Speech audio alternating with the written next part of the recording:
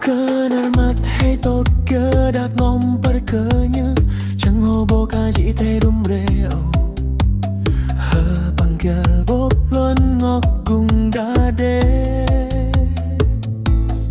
Cheng yang dôm tờ rong hát hơ một ring kena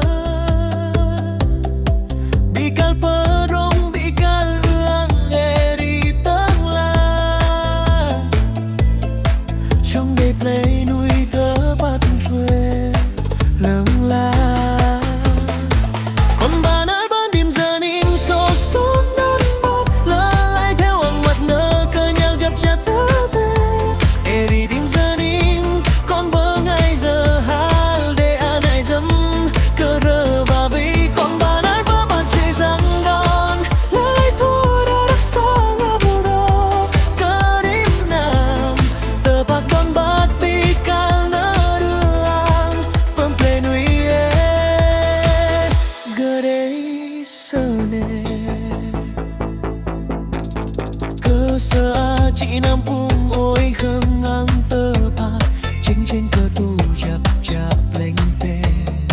ha chỉ hơn để đón bắt cơ gây tơ bắt heri đêm giờ đêm đây lỡ đón ba đã bơi môi ân cơ gì bal tơ rong lâng lắp ring cơ nơ còn bà nói ban đêm giờ nín sọc suốt đơn bát lỡ lại theo ang mặt nơ cơ nhau chập chặt tơ tê eri đêm giờ nín con bơ ngày giờ hal để ai này dâm cơ và vì con bà đã tơ bát thuê dập đòn lỡ lại thôi đã xa ngã vô rô cơ đêm nam tơ bát đón bát bi cal nơ đưa ang bơm play nuôi đê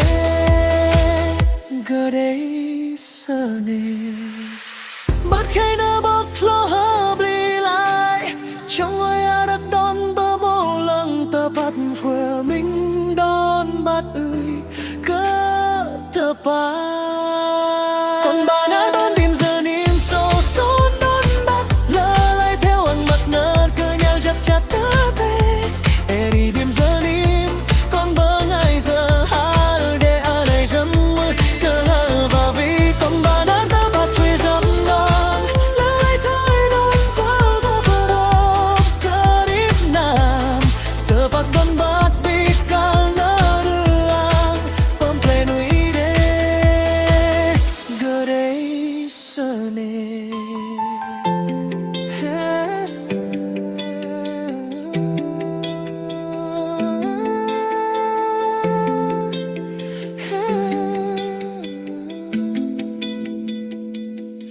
còn bà na